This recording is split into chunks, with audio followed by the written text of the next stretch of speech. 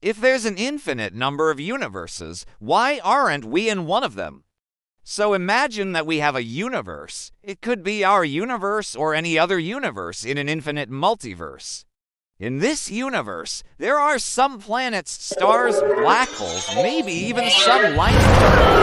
But we're going to assume, for the sake of argument, that this universe is entirely empty except for one observer. This observer is conscious, intelligent, curious, and has developed the ability to observe their own existence. They look around and notice that they are alone. Everything in the universe appears to be completely random with no apparent purpose. And so they ask themselves, why am I here? Why am I in this particular universe instead of another one? What's special about this one? What makes it different? The answer, according to physics, is nothing. There's no reason why this observer should be in this universe rather than any other. Because if there are an infinite number of universes, then there must also be an infinite number of observers like this. We can call them all Bob. That's right, an infinite number of Bobs. So what makes this particular Bob special? It's entirely arbitrary. There's no difference between any of these universes. And therefore, there's no reason why this particular Bob should be in this particular universe. He could just as easily be in any other. And because there's an infinite number of universes, each with an infinite number of observers, the probability of any particular Bob being in any particular universe is 0, 0. This is the Multiverse Observer Paradox, first raised by the physicist Max Tegmark in 2003. And the surprising thing about it is that it doesn't really have a solution. Okay, it does have a solution, but it involves breaking the laws of physics. So let's talk about it. We know for a fact that the universe isn't infinite. In a few billion years, it will reach the heat death of the universe, at which point entropy will reign supreme and everything that can happen will have happened. At that point, we know for a fact that the only thing that will be increasing is entropy. In order for there to be an infinite number of observers, each in their own universe, the universe would have to be infinite. And while we don't know for sure, it's very unlikely that ours is the only universe. For example, our observable universe has a radius of about 46 billion light years.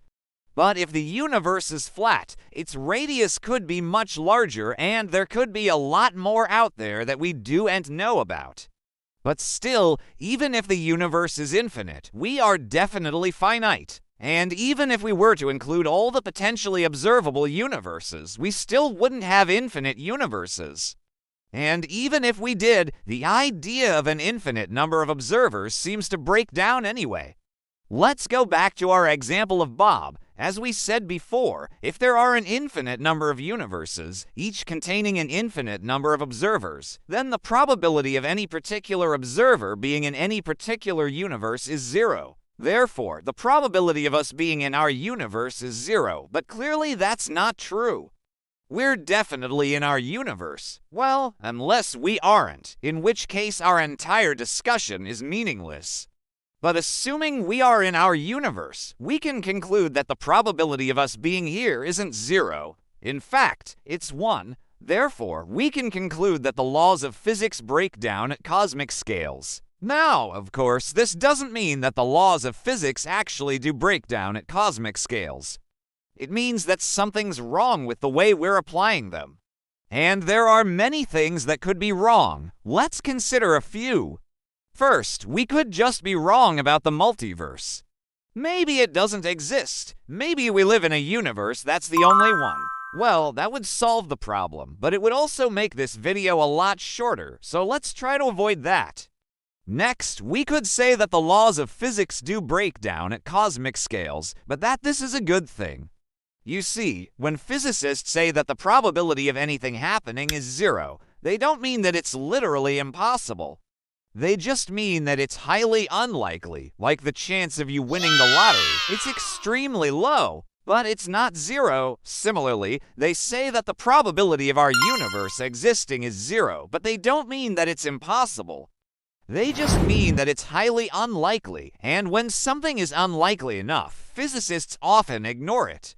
This is called the reasonable efficacy principle, basically just saying that if something's unlikely enough, it's effectively impossible. But of course, the problem with this is that it's somewhat arbitrary. Where do you draw the line? When does something go from unlikely to impossible? No one knows. But it might turn out that the only reason we're in our universe and not another is just because our universe was sufficiently improbable. Maybe there is some property of our universe that made it likely for life to evolve, or that made it likely for a galaxy to form in the first place. We just don't know what that property is, and until we do, we can't rule out the possibility that our universe was just a fluke.